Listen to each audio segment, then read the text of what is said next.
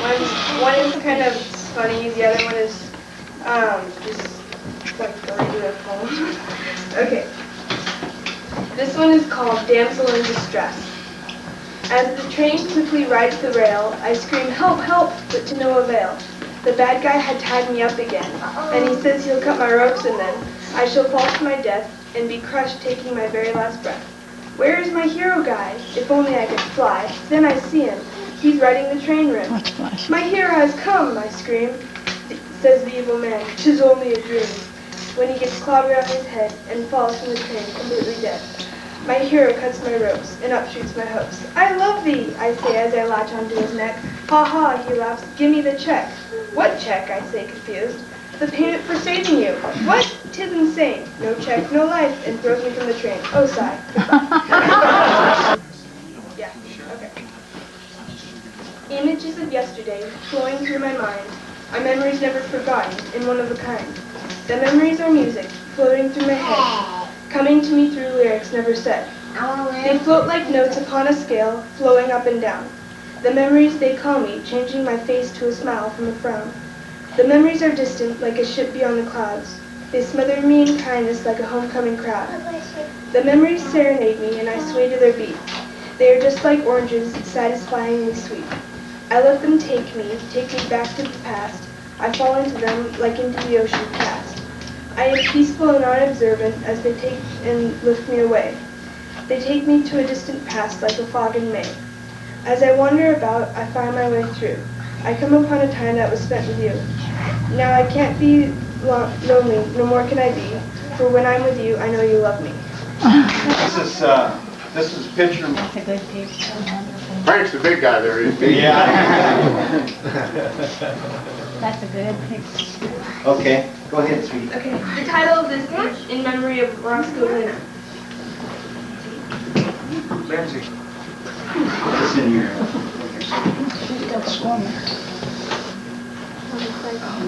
Okay. Listen to the story. Okay. There she was, my beloved Harley Davidson, right where I'd last left her. I smiled. The clear sunlight glistened off her gas tank and sparkled in my eyes. She was 14 years older than me and still running great. My pride and joy was bestowed in my motorcycle, and she was the most prized possession, except for the girl I was to meet in Oregon. Her brother knew me. Her name was Sharmita. A beautiful name for a beautiful lady. While I was in the war, we wrote letters back and forth. She was what kept my sanity. She was what kept my sanity and gave me drive for returning home to Goodman, Missouri. My brother Homer and I were very close. I smiled at him as he approached with my tools. He came to help me replace the piston. I couldn't ride with bad piston. We proceeded to take my Harley apart. Soon the new piston was in place. I turned the key and was rewarded with a loud chuckle from the exhaust pipes, which soon turned into a full-out, deep-throated laugh. My legs swung over the side of the seat. I gingerly lifted the kickstand with my left foot. My hand opened the throttle, and the engine cackled louder. With the clutch pulled in, I pulled her in gear, rubbed it some more, and took off. The test drive went as easy as it ever had before. The wind whipped my face, and I breathed in the warm summer air. My lips twisted into a dangerous smile. I gunned the engine and sped up quickly. By the time I returned home, my brother was impatient. When he saw me round the corner, he sighed in relief. I pulled in the clutch and brake. My feet came to the ground and I smiled. You gonna pick those bugs out of your teeth before you head to Oregon, right? Homer teased with a fake concern. I shook my head with a wide smile. After the kickstand was stuck in the dirt, I swung myself off the bike. It felt good to stand up after such a great ride. I went to the house to grab my stuff. I returned outside with my goggles and leather hat in one hand and my bag in the other. My bag was filled with my supplies. A map, my cigarette lighter, a handy knife, a compass, a few dollars, and a few changes of clothes. Also, my tube pack and a few extra parts. I emptied all these things into my saddlebags. Finally, I was ready. I faced my brother. Some said we looked alike. Now I could definitely see the similarities. My excitement was mirrored off his face, but his face held a glimmer of worry. Drive safe. I don't want to have to scrape you off some road somewhere, he joked. I smiled. Don't worry, Homer. I'll be okay. I can't wait to see Charlita. I just hope she'll like me in person. Frank, my other brother, walked up as I said that and punched me in the shoulder. How could she not like you? I shrugged with a crooked smile. My mother came out of the house and was followed by the rest of my family. My dad and my 3 sisters, Addie, Katie, and Lillian. Addie. It was that then. My mother wiped her hands on her long skirt. Her face was the same as usual, stern yet caring, but her eyes spoke differently. She wasn't sure she wanted me to go. Roscoe, you be careful, you hear? Yes, Ma, I will. I smiled lovingly into her face. I gave her one of my biggest bear hugs, then kissed her on the cheek. Love you, Ma. I love you too, son. Her eyes looked wet. My father stood next to her with his arms crossed. Be good, you hear, boy? He held out his hand and I shook it. He pulled me into a hug. We didn't work so hard so you could just frolic off, but I understand how it is when there's a girl involved. I smiled. He glanced off towards my mother. She ignored him. My breath came out in a long sigh. I turned to face my 3 sisters. I walked over to them, and Addie spoke first. Goodbye, Roscoe. I love you and hope everything turns out okay between you and Charlita. I hugged her and kissed her forehead. Katie was next. Roscoe, you better treat her nice. She giggled and hugged me. Lillian jumped into my arms. I love you, and home will be empty without you. Finally, Frank walked up. At least the chickens will get some rest while you're gone. He smiled then, and his face changed somber. Roscoe, I'll miss you. I hugged him especially hard. Well, I guess I'm going to go now, I said after I released him. I hugged Homer, then stared at their faces one last time. I turned and casually climbed back onto my Harley Davidson, started her up, and put on my leather cap. My goggles slid easily over my eyes. Then I left. The trip was long, but I had a pot of gold at the end. Charlita led through. One of the toughest parts was leaving, but it became exciting after I left. Luckily, I found enough service stations around to have a smooth ride, except when I hit Colorado. In one of Colorado's smaller towns, my motorcycle started acting up. A few minutes later, she broke down. I got off and pushed her to the side of the road. I put down the kickstand. Crouching down, I started examining the engine. Suddenly, I heard the chug of an old truck approaching me from behind. I turned to see an old truck, probably built somewhere in the teens, driven by an old farmer. The old friendly man parked it behind me, opened the door, and got out. He slowly limped up to me. What have we got here, son? He asked. Ah, I broke down. Do you think you can help me? Where's the nearest place I can get off the road to fix her? I asked as I straightened up. Well, son, he nodded, I can tow you into town to one of the service stations.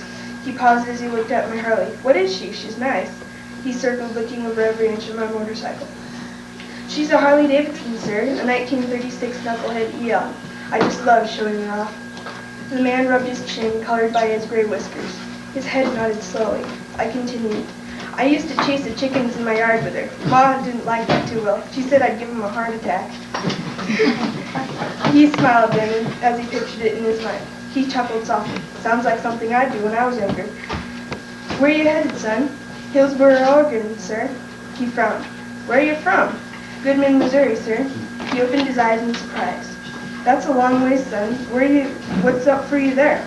A girl, sir, and her and I have been riding back and forth during the war. He nodded in approval. Let's go. I'll tell you to town. I know a good service station. The old man climbed back in his truck and pulled in front of me. He got out and leaned his arm into the bed and produced a long, sturdy rope. He handed it to me. I tied the rope to my front forks, then tied the open end to the bed of the truck. A few minutes later, we arrived at the service station. We quickly diagnosed the problem. The radiator was going off. We fixed it easily. The old farmer offered to let me have room and board for a while, but I politely declined. I wanted to see Charlita. I rode off again.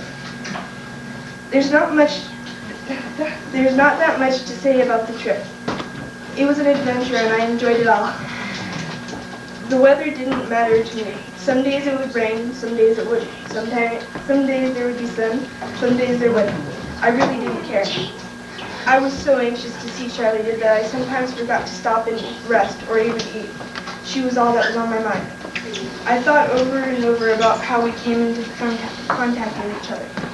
Her brother Robert and I were in the service together. We became good friends, and he told me about his sister, Charlita. He told her about me in a letter. He showed me a picture of her, and I saw the most beautifulest woman. Needless to say, I was interested. So I wrote her a letter. She wrote back. We kept it up for several years. Robert told me that she was even more beautiful in person. I smiled at the thought. She was even more beautiful on the inside, but if she was any more beautiful on the outside, she would have to be a goddess.